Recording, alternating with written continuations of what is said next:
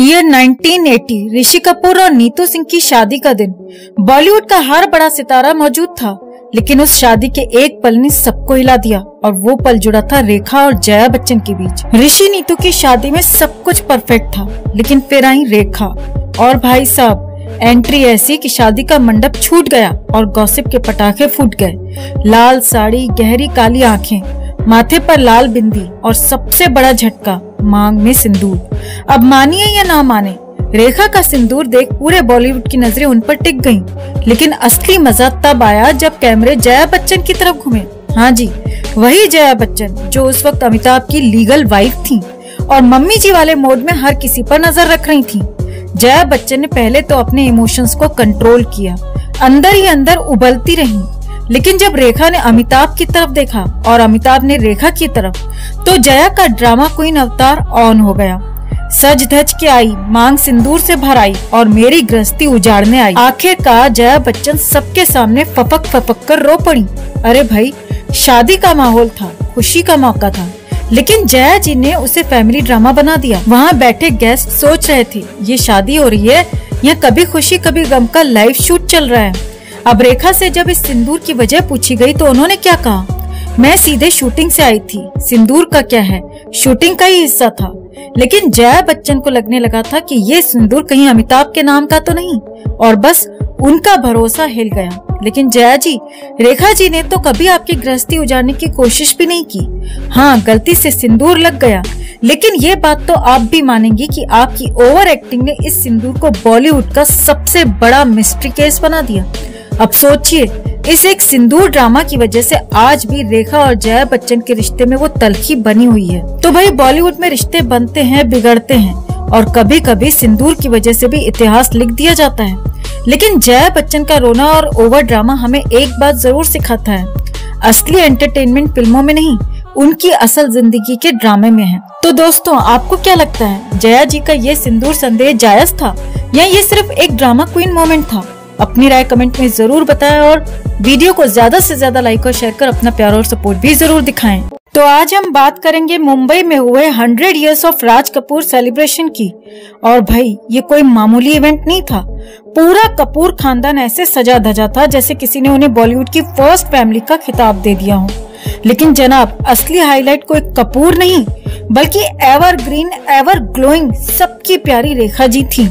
जी हाँ, रेखा का इवेंट में आना ऐसा था जैसे किसी पुरानी सुपरहिट फिल्म का रीमेक आ जाए। लोग तो बस उन्हें देखते ही रह गए। और तभी सोशल मीडिया पर एक वीडियो वायरल हो गया जिसने पूरे बच्चन परिवार को हिलाकर रख दिया। तो कौन सा था वो वीडियो, आपको दिखाते हैं, बताते हैं सब। आप भी इस खबर को ज्यादा से ज्यादा लाइक और शेयर कर अपना प्यार और सपोर्ट दिखाएं और कमेंट में इसे लेकर आप भी अपनी बात, अपनी राय जरूर रखें। चैनल के साथ जुड़कर चैनल को सब्सक्राइब कर हमारी आवाज बने। तो दरअसल रेखा जी ने अमिताभ बच्चन के नाती अगस्त नंदा को गले लगा लिया और उसे करियर की शुरुआत के लिए आशीर्वाद दे डाला। अब देखिए इस वीडियो को। रेखा और अगस्त का ये गले लगाना ऐसा है जैसे बॉलीवुड में दो पुरानी दुश्मन फिल्में शोले और दीवार एक साथ रिलीज हो गई हों। लेकिन मजा तो तब आया जब सोशल मीडिया ने इसे रेखा वर्सेस जया की बहस में बदल दिया। अब भाई, जया बच्चन का गुस्सैल स्वभाव कौन नहीं जानता। लोग कह रहे हैं कि जया बच्चन ने आज तक किसी को गले नहीं लगाया, यहाँ तक कि अपनी पोती आराध्या को भी नहीं। और रेखा, अरे भाई, वो तो हर किसी को गले लगाकर ऐसा महसूस कराती हैं जैसे वो सबकी अपनी हो। सोशल मीडिया पर मीम्स की बाढ़ आ गई है। कोई कह रहा है, अगस्त बेटा, घर पहुंचते ही नानी से डांट खाने के लिए तैयार रहो। तो कोई कह रहा है, रेखा ने अगस्त को गले लगाया, अब बच्चन परिवार में इमरजेंसी मीटिंग होगी। वैसे जया बच्चन की फोटो अवॉइडिंग स्किल्स के भी चर्चे कम नहीं हैं। लोगों ने याद दिलाया कि एक बार तो उन्होंने सोनाली बिंद्रे के साथ फोटो खिंचवाने से साफ मना कर दिया था। और यहाँ रेखा, वो तो सबको गले लगाकर ऐसा महसूस कराती हैं जैसे दिवाली का बोनस बांट रही हूँ। अब आते हैं कहानी के सबसे मजेदार किरदार अगस्त नंदा पर। सोशल मीडिया ने तो अगस्त को रेखा का फेवरेट तक घोषित कर दिया है। कुछ लोग कह रहे हैं कि अगस्त ने ये गले लगाने की कला अपनी मामी ऐश्वर्या राय से सीखी है, जो खुद रेखा की बहुत बड़ी फैन है।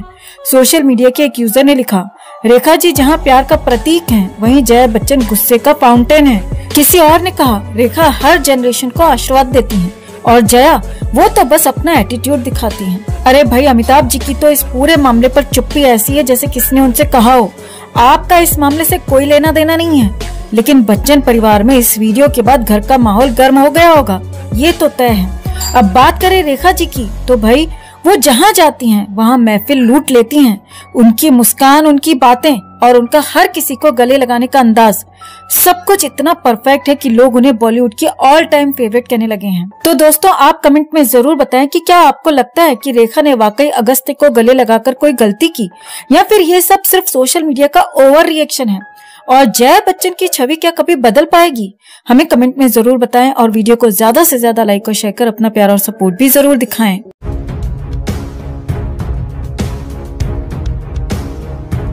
तो आज हम बात करने वाले हैं बॉलीवुड की एवरग्रीन, एवर ग्लैमरस और always in news queen Rekha ji की।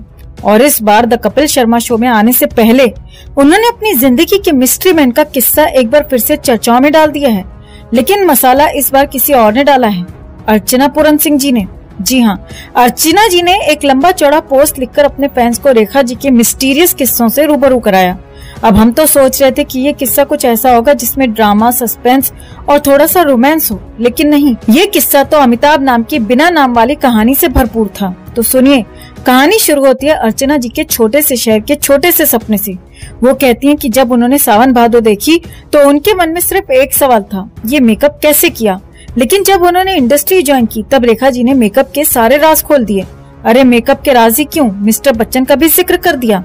अब 1989 की लड़ाई फिल्म के सेट की बात है। सेट पर नहीं, गार्डन में बातें होती थी, लेकिन गार्डन की हर घास की पत्ती ये जानती थी कि रेखा जी का फोकस मिस्ट्री मैन पर था।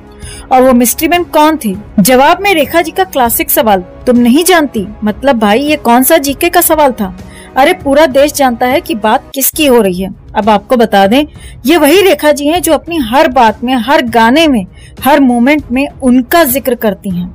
चाहे बात फॉल्स आईलैशेस की हो या फिर फिल्म सिटी के गार्डन की, अमिताभ जी का नाम तो आना ही है। ऐसा लगता है रेखा जी का दिल तो अमिताभ जी का स्थायी पता है।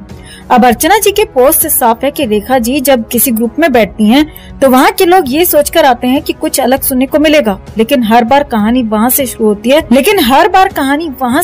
है जहाँ अग्निपथ खत्म होती है। मिस्टर बच्चन, अब सोचिए, कपिल के शो में अगर ये किस्सा शुरू हुआ तो कपिल शर्मा खुद कहेंगे मेरा शो है या बच्चन जी का मीटिंग पॉइंट। लेकिन मजेदार बात ये है कि रेखा जी की पर्सनालिटी ऐसी है कि कोई उनसे ये पूछने की हिम्मत नहीं करता कि मैडम आगे बढ़ें।